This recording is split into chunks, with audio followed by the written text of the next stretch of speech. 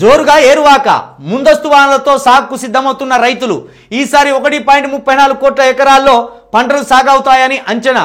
ఇందులో 66 లక్షల ఎకరాల్లో వరి, 50 లక్షల ఎకరాల్లో పత్తి, అందుకు తగ్గట్టు విత్తనాలు, ఎరువులు సిద్ధం చేసిన అధికారులు. నిజామాబాద్ జిల్లాలో నారుమడి సిద్ధం చేస్తున్న రైతులు. ఈసారి ముందుగానే వానాకాలం రావడంతో రైతులు పంటల సాగుకు సిద్ధమవుతున్నారు.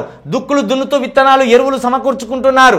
గత వానాకాలంలో రాష్ట్ర వ్యాప్తంగా 1.29 కోట్ల ఎకరాలలో పంటలు సాగయ్యాయని, ఈసారి సాగు విస్తీర్ణం మరింత పెరిగే అవకాశం ఉందని వ్యవసాయ శాఖ అధికారులు చెబుతున్నారు. ఈ వానాకాలంలో రాష్ట్ర వ్యాప్తంగా 1.34 కోట్ల ఎకరాల్లో పంటలు సాగవుతాయని అంచనా వేస్తున్నారు.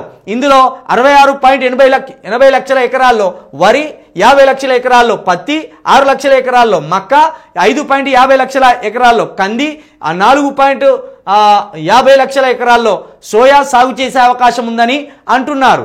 కాగా ఈ వానాకాలం సీజన్లో ముందస్తు సాగుకు అధికారులు ప్రణాళికలు రూపొందించారు. అయితే ప్రధానంగా మనము వరి మీదనే కాన్సన్ట్రేషన్ చేస్తున్నాం. వరి తర్వాత మన దగ్గర ఎక్కువ కంది పండిస్తారు, ఆ తర్వాత పత్తి పండిస్తారు, ఆ తర్వాత మక్క. అయితే మన దగ్గర ఈ నూనెలకు సంబంధించిన వస్తువులు ఎక్కువ పండించండి, మంచిది. ఇప్పుడు 66 లక్షల ఎకరాల్లో వరి పండిస్తాను కదా, దీనికి కొంచెం తగ్గించి కనుక మనం పల్లి, నువ్వులు, లేకపోతే ఈ పంటలు ఏవి, ఈ పంటలు మన ఫ్రూట్స్, పండ్లు, ఈ పండ్లు ఇవన్నీ పండించండి. రకరకాల పంటలు పండించి దాన్ని సమతుల్యం చేయండి.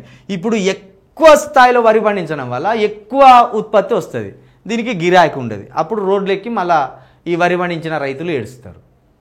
ఇదే జరుగుతుంది. నష్టాల పాలు ఎక్కువ రైతులు ఎందుకైతున్నారంటే ఏదైతే తెలంగాణలో కొరత ఉంటుందో ఆ కొరత ఉన్న పంటలను పండించే కార్యక్రమం చేయాలి. అయితే దానికి భూమి కూడా సహకరించాలి. మన భూమిలో పల్లీలు పండుతాయి. మనం పొద్దుతిరుగుడు కూడా ఒకప్పుడు మస్తు పండించేది, ఇప్పుడు పొద్దుతిరుగుడు పంటలే లేవు. మనం పెసర్లు కూడా వేసేది, పెసరపప్పు కూడా పండించేది. ఇక్కడ పెసర్లు ఎత్తలేరు. ఒక కంది అంటే ఒకటి పండిస్తాను ఇప్పుడు. కాబట్టి ఇప్పుడు ఇక మరి ముందుగానే ఏరువాక జోరుగా సాగుతుందట. కాకపోతే పత్తి విత్తనాలు లేవు, అదేవిధంగా యూరియా లేదు. ఈ రెండింటిని ప్రభుత్వం అందించాలి.